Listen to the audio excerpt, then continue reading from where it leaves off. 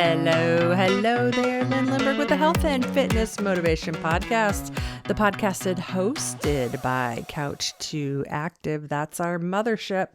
Yes, we are continuing our Get Organized series. If you are new to the podcast, go to your podcast player right now and look. This is about number 9 of a bunch of this mini series within our podcast called Get Organized. So go back, listen to those, and then you'll see how this one fits into the context of all the others.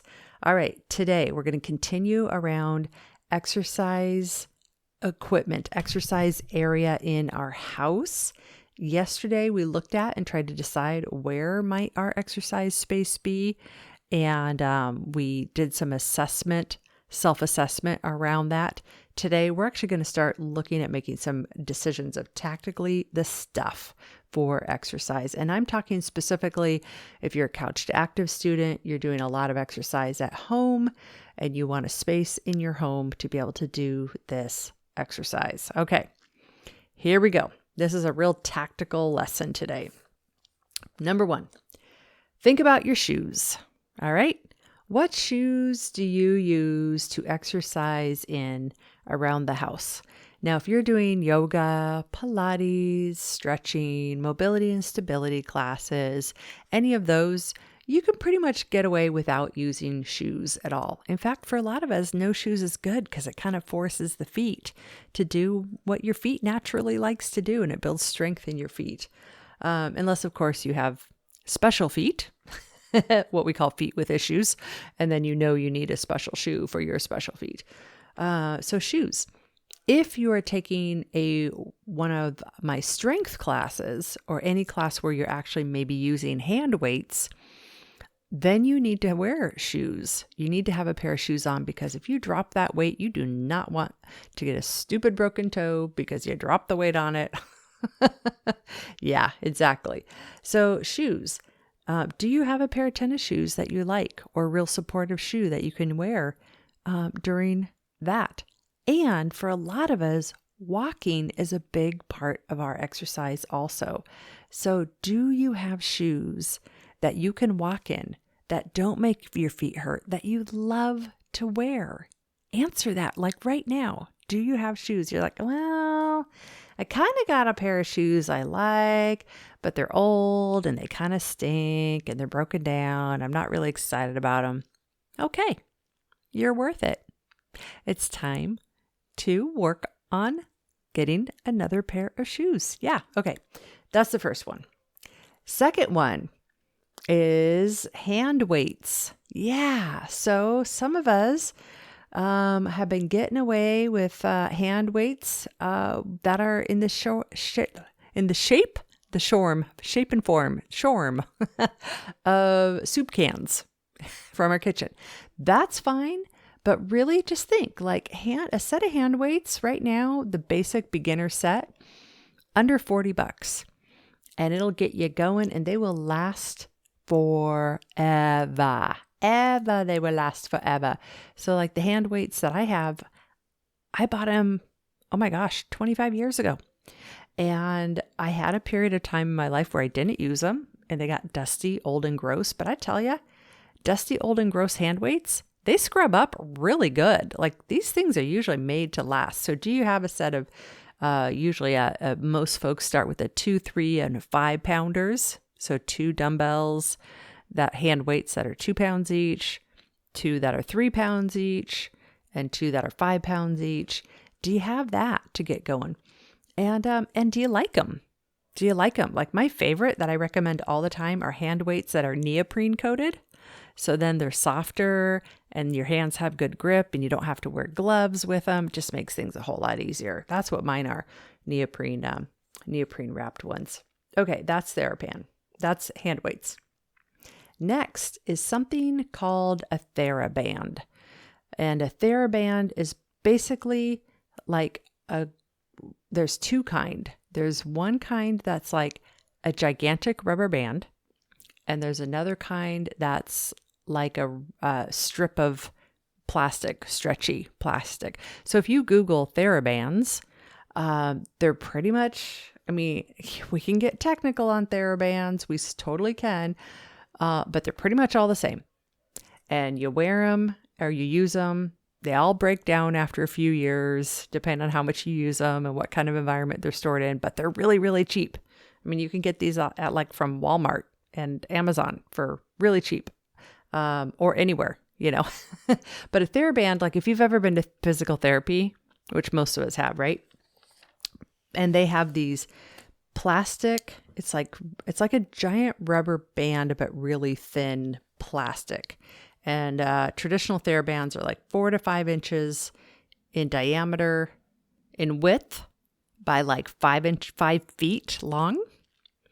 And you use them as like a stretchy band for all kinds of exercises. Part of the reason physical therapists have them and use them all the time is because they're really good. They're really great for us, and we use them all the time in our classes. And we're going to slowly use them more and more as more people have them. Okay, so do you have those? So those are just basics. The other one is when you exercise on the floor or laying down, do you like your space for that? And traditionally, like let's say perfect world. In a perfect world, that floor space you have is about 6 feet by 6 feet square. It could be a little skinnier. You have a yoga mat in a perfect world, a yoga mat there, so you're less likely to slip and you have a grippy surface. Now, in my classes, especially the stability and mobility, our most gentle classes, we have people who getting on the floor is just too hard. In fact, we have a lot of folks like that, which is totally great. Because then someday when you are able to get on the floor, we celebrate it. We're like, woohoo, mark this day down in the calendar.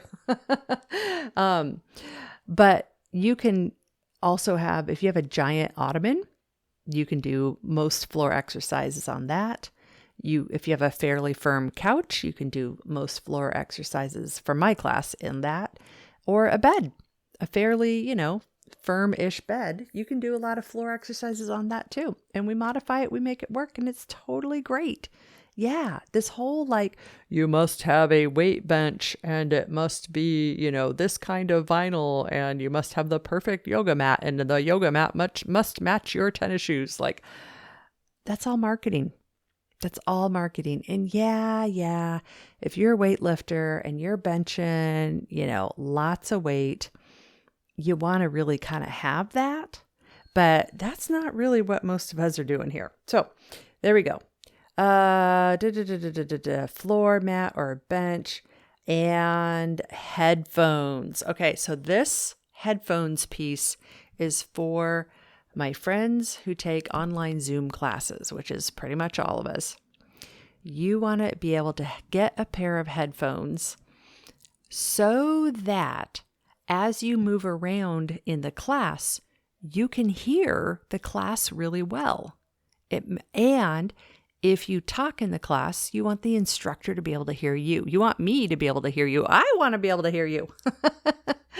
And so invest in a pair of headphones that you can use during class. Now, the exception to that, if you're a student in a Zoom class, is a lot of if you're on a cellular phone.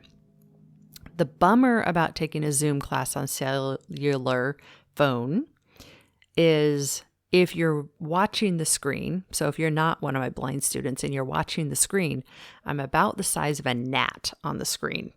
It's kind of hard to see. So bigger screens are better. But the cool thing about a cell phone or an iPad is they do a remarkable job of projecting the instructor's voice so you can hear. And they do an amazing job of picking up the sound in your room. So if you're not on mute and you're talking to the instructor can hear you. So that's kind of the exception to the rule. But unfortunately, laptops, I found if you're on a laptop, a lot of times they just don't quite pick up. That microphone will pick up one small space, and the second you step away from it, nobody can hear you. And maybe you like it that way. But yeah. So there's your basic gear. Then think about what else you do in addition to my group fitness classes or personal training with me. What else do you need? Here's the question. Okay? Here's the question you want to ask yourself with all of this. Do I love the equipment I have? Do I love the equipment I have? And then if the answer is no, start making a plan and making a budget. Most of this stuff's pretty cheap, but if you need to make a budget to save up for it, do that. Get the equipment because you're going to be exercising almost every day for the rest of your life, and you actually want to enjoy whatever you're using every day for the rest of your life. You want to enjoy it. You want to have it. You don't want to like every single day be like, oh, I don't like my tennis shoes, or oh, this yoga mat's getting old, or oh, this Thera-Band is falling apart, or, like make that investment. Make that investment for yourself to do it. And if you have specific questions about specific gear, let me know. Let me know, and I'll help you dial it in. No problem at all. So there we go. That was just a really quick ramble, but this is a super tactical one. Your homework for today is take stock of the exercise equipment that you would like to have and identify what you have that you like and what you might like to have and make a plan to get that stuff. There we go. Start planning for it, budgeting for it, or head on and order it up right now.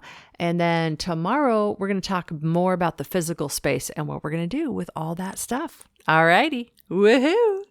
Okay, friends, if you're new to Couch to Active, I am yours truly, the author of the book Couch to Active, host of this podcast, and I run the business Couch to Active. We have accessible fitness classes, 9 a week now. They work for, if you're blind, you'll be able to hear every single class and do everything along with us.